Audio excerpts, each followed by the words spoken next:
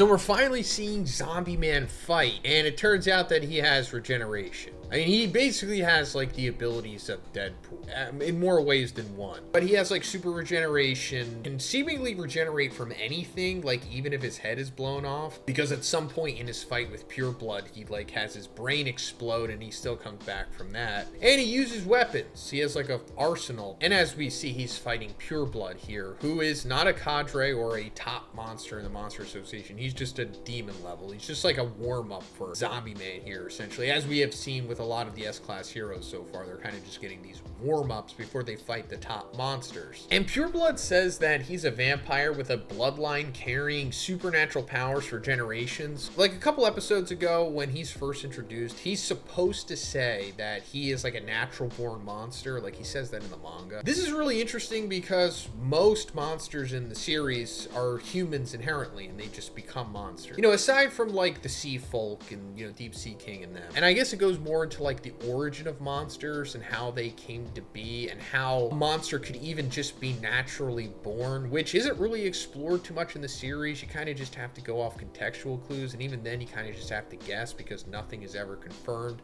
Maybe this will be addressed towards the end of the series, to be honest. I just think it's interesting and just wanted to point it out. Also, going a little more into Zombie Man, at the beginning of the episode he says, "I specialize in undercover ops, espionage, and investigating contaminated zones. Fighting isn't exactly my strong suit." So that's really interesting, right? And it makes you think like, yeah, all S-Class heroes don't necessarily have to be powerhouses. Actually, all of them are, except for Zombie Man, I guess, and King. But King's a powerhouse in his own way. I guess you do need one S-Class hero like Zombie Man, and for sure he is obviously worthy of being an S-Class hero. I mean, it would have made sense if he was an A-Class hero with his abilities. And then we clearly see that when he's fighting against Pure Blood here. Yes, he is struggling against a demon, but I say struggling loosely because this is just how he fights. Because when he eventually does defeat Pure Blood here, we see that it took like a half hour. And Pure Blood defeated him like 200 times before Zombie Man just got his one win, which eventually just exhausted Pure Blood's own regeneration, which, you know, isn't seemingly infinite the way that Zombie Man's is. I mean, maybe we'll get more into that into the next episode because he's gonna fight again, spoilers. But also, if you're just confused as to how Zombie Man has these abilities, it was actually explained, I think, in episode 3 when he talks to Dr. Zhoniin.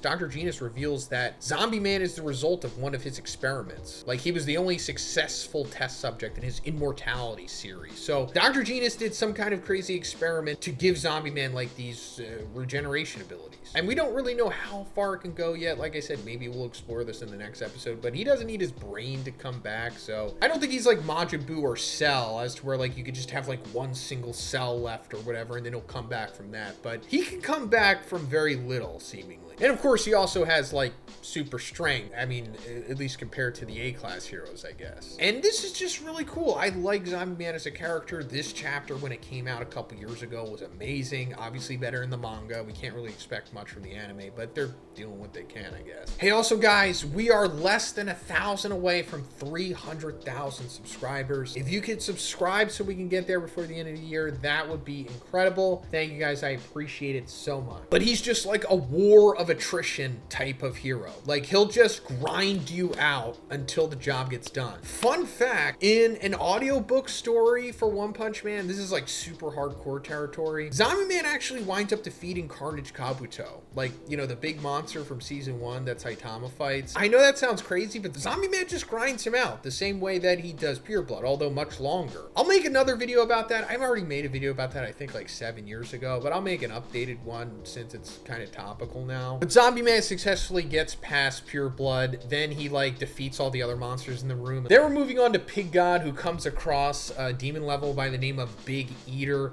It seems like this is going to be somewhat of an actual fight, but it's not. We see later on that Pig God just eats him.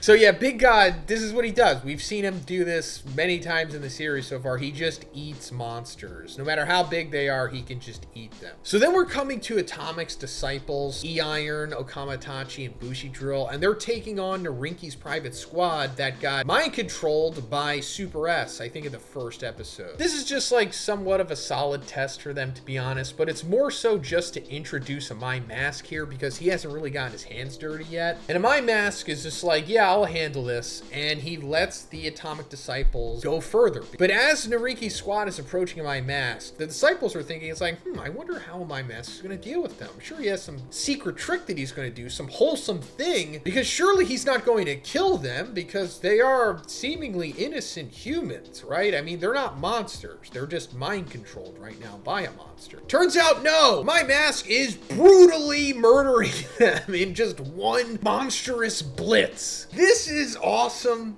and funny for multiple reasons. First of all, just Amai Mask showing you immediately that he is not like the other S-class heroes. Yes, I know he's an A-class hero, but you know what I'm saying. He is not like them because they would try to save Narinki's squad because they are, like I said, humans. But no, instantly, brutally, and mercilessly kills them all. And he says, you know, this is for justice because technically it is. Yes, this is, I guess, the pragmatic thing to do. Their ultimate mission here is to save Waganma, not Narinki's private squad, who ironically was sent to save Waganma. Is that ironic? I don't know, who cares? But I like this. I like that it's showing how brutal, merciless, and pragmatic, I guess you could say, that Amai Mask is with this stuff. Now, the other interesting thing that I know most of you don't care about, this is also another retcon sequence. Just like in the previous episode with Child Emperor vs. Phoenix Man, this did happen originally in the manga, but then one decided to change that to where Amai Mask is about to kill them, but then E-Iron comes back and saves them. And then they go on to live. They're actually still alive currently in the manga story. But I always prefer to Amai Mask killing them. Yes, he is killing innocent people technically, but it's more about building Amai Mask's story rather than them living. And that being said, this is why they decided to go with the original retcon continuity, because it's much shorter and it's easier to animate. And they can condense more of the story into this episode because they're like jam-packing multiple chapters into this episode. Like they're just going beat by beat by beat, just trying to get the story as much done as they possibly can. Because, you know, they need to get to a certain point in the series by the end of episode 12, which I assume a lot of you know what is going to happen. Even if you haven't read the manga, you can just go off of the intro and you can see what's going to happen, since that hasn't happened yet. Then Amai Mask just brutally kills Super S. He just no diffs her as expected because, you know, she's not really that strong outside of her mind control abilities. She's one of the weaker demon levels for sure. So now Amai Mask has passed his first test,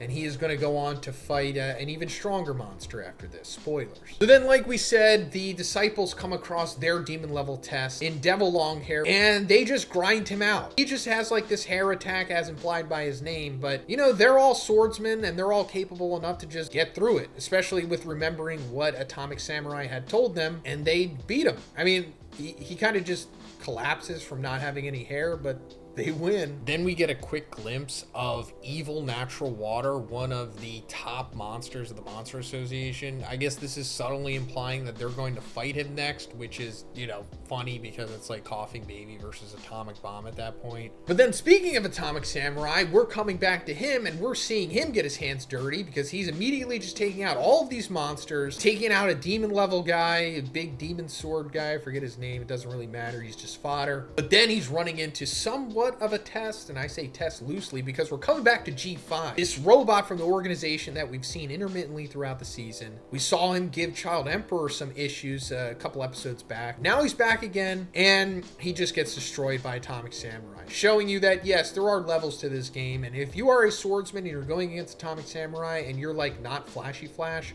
you're probably going to lose. However, he is not dead. His outer shell has been destroyed, but as Atomic Samurai points out, his core was too hard or something and it survived. It wasn't really taken into account that it had a core, I guess, so he wasn't directly slashing it. I don't know, but we've seen this before. Like when Genos fought G4 in season 2, once he got past like his exterior form, he had like a little condensed robot underneath there. So the same thing is pretty much happening with G5. However, now we're coming to the big crazy ending beginning of the episode, and we're finally seeing Black Spermatozoan. Yes, that is his canon name. One of the top monsters of the Monster Association. This is a dragon level, like one of the strongest monsters we ever seen in the series currently, even though we haven't really seen him do anything yet. He just has kind of hype and aura on his side at this point. But he's chasing down Terrio, who unfortunately Garo wasn't able to save because, you know, he eventually got defeated by Orochi. But Atomic Samurai stepping in at the last minute before Black S can kill him. And Black S is like, oh, you trying to fight me? All right, let's go. So I guess that's where the next episode's going to pick up. We're going to see Atomic Samurai fighting against Black S. I think this is the first S-Class hero versus cadre / executive fight we're getting so far. I could be wrong about that, but I think this is it, right? Yeah, this is the first, like, big fight that's been advertised for this whole season. Actually, I think that's going to be a few fights in the next episode, like the S-Class heroes taking on the top monsters of the Monster Association. So I can't really tell you what Black S is about because that would be a spoiler, but I'll just say that he is a bad matchup for him. So that's going to be fun. Let me know what you thought about this episode in the comments, guys. If you liked the review, please give it a like and please subscribe if you haven't already. Have a great day, and I'll see you in the next one.